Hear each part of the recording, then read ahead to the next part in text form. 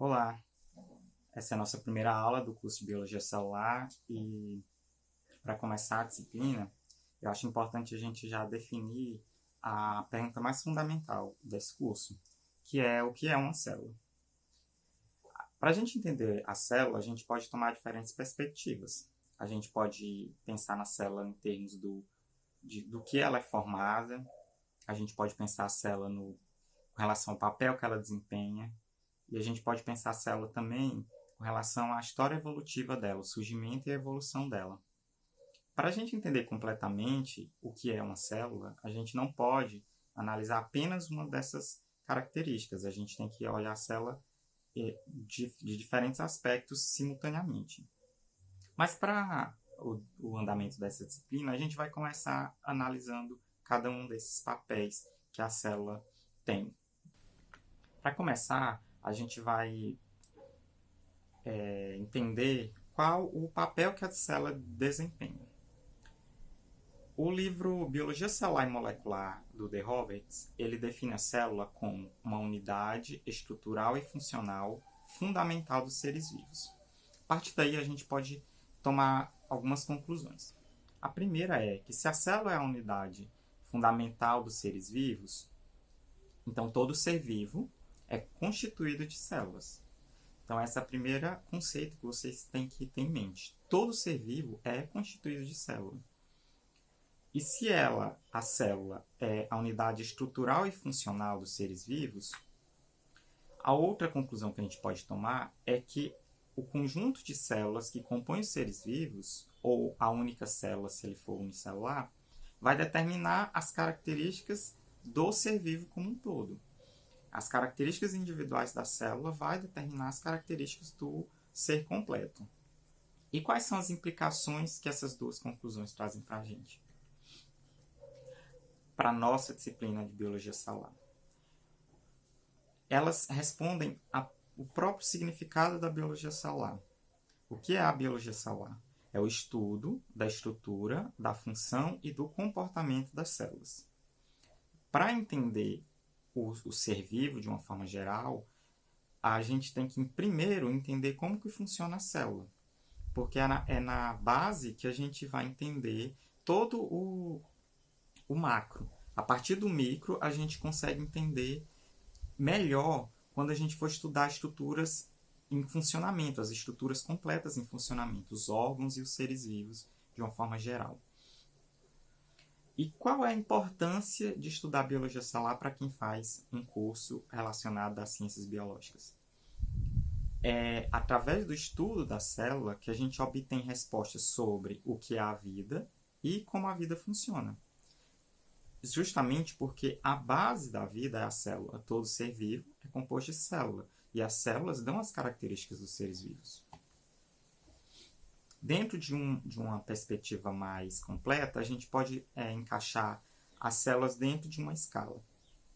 Na escala mais micro de estudo dos seres vivos, na menor escala que a gente vai estudar um ser vivo, a gente não vai estudar o ser vivo em si, mas as organelas e as moléculas que compõem o ser vivo.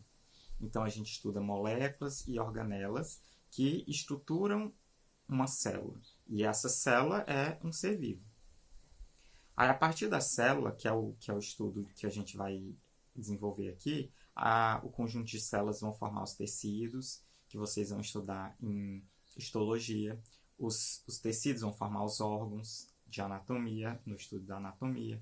Os órgãos vão formar os organismos, os seres vivos, que vão ser os grupos e as espécies que vocês vão estudar.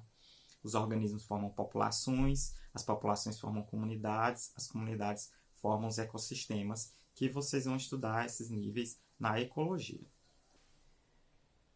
A chave para cada problema biológico deve finalmente ser procurada na célula. Para cada organismo vivo, há ou houve, em algum momento, uma célula. E. B. Wilson. Mas quanto ao nível estrutural, de que a célula é feita? O livro Biologia Molecular da Célula, do Alberts, define as células como pequenas unidades, delimitadas por membrana, preenchidas com uma solução aquosa, concentrada de produtos químicos e dotadas de extraordinária habilidade de criar cópias de si mesmas por meio de seu crescimento e, então, da divisão em duas. Aqui eu destaco algumas palavras. A célula é delimitada por membrana, a membrana celular. Então, essa é a parte mais externa da célula, que vai limitar o organismo, a célula em si. Dentro dessa célula, ela é preenchida por uma solução aquosa ou gelatinosa, e essa solução ela é riquíssima em produtos químicos, em substâncias químicas. E essa célula ela vai ter a capacidade de crescer e de se reproduzir, de se dividir em novas células, que a reprodução celular se dá pelo crescimento e divisão. Então, qual as características da estrutura da célula?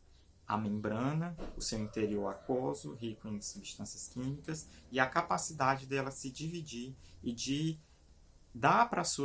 transmitir para suas novas gerações as características que a célula original tinha, que a gente chama de hereditariedade. Não vou me aprofundar muito nisso, porque daqui para frente é o que a gente vai mais estudar, são todas essas estruturas. Então, isso aqui é só para vocês terem uma ideia geral da estrutura da célula que a gente vai desenvolver daqui para frente. E se a gente for pensar na célula do ponto de vista evolutivo? O surgimento da primeira célula ainda é uma questão de muito debate, ainda existem muitas questões a serem respondidas. Então, não vou me aprofundar muito nesse tópico agora, a gente pode ter outra aula falando sobre isso, mas eu vou dar algumas linhas gerais sobre como que era essa célula, como a gente entende hoje que essa primeira célula tinha, as características que ela tinha. Primeiro, quando que ela surgiu? Ela surgiu por volta de 4 bilhões de anos atrás, no início do período arqueano, e obviamente ela não surgiu como ela é hoje. Ela teve todo um processo evolutivo, ela teve que surgir a partir de formas mais simples. As formas mais simples foram então evoluindo até se tornar os tipos celulares que a gente tem hoje. Mas como era essa primeira célula, as características que ela tinha? A primeira característica que vocês têm que ter em mente é que ela era aquática. Ela não vivia em terreno seco, principalmente porque a atmosfera terrestre ainda era muito radioativa, ainda não tinha a camada de ozônio, por exemplo, que nos protege da radiação solar. Então, ela tinha que se proteger nas águas profundas dos oceanos contra essa radiação. Ela era procariótica, que a gente entende hoje célula procariótica como um tipo celular mais simples. Daqui a pouco eu vou falar um pouco mais. Mas ela tem uma organização biológica mais simples, que não é tão complexa quanto as células eucarióticas, que são as células que nós humanos, por exemplo, temos. Ela era anaeróbica, ou seja, ela não utilizava o oxigênio para obter energia, ela obtinha através de quimiossíntese. Ela era heterótrofa, não conseguia produzir o próprio alimento, como por exemplo as plantas hoje, as células das plantas hoje conseguem fazer.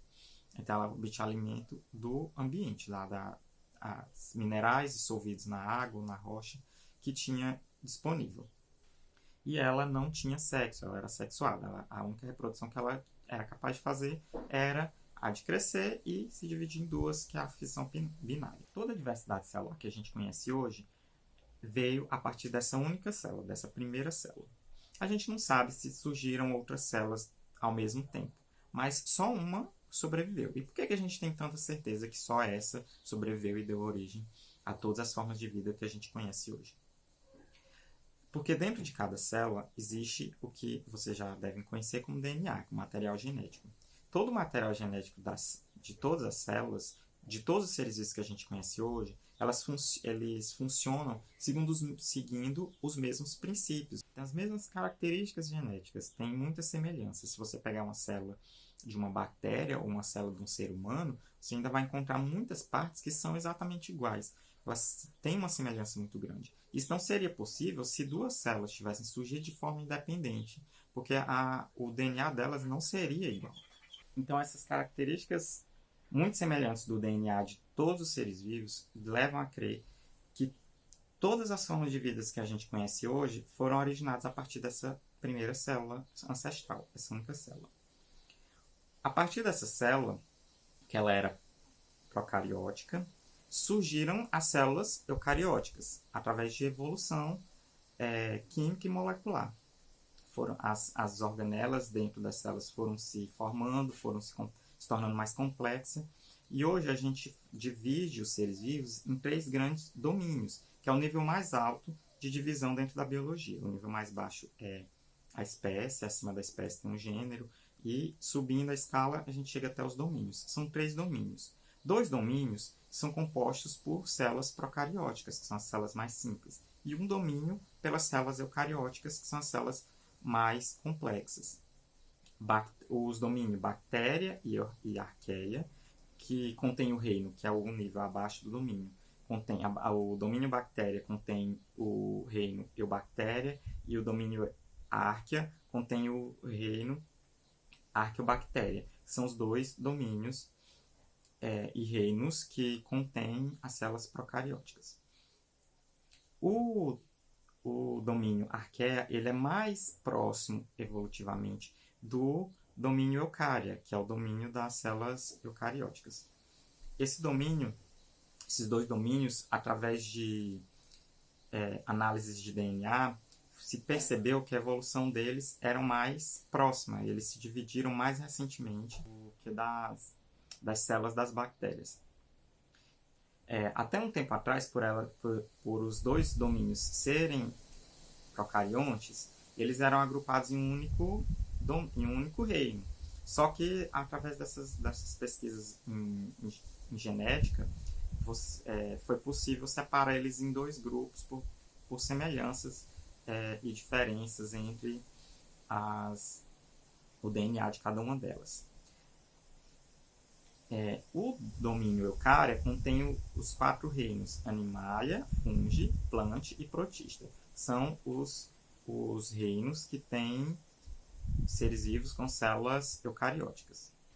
Dentro do domínio dos eucariontes, dentro do domínio eucária,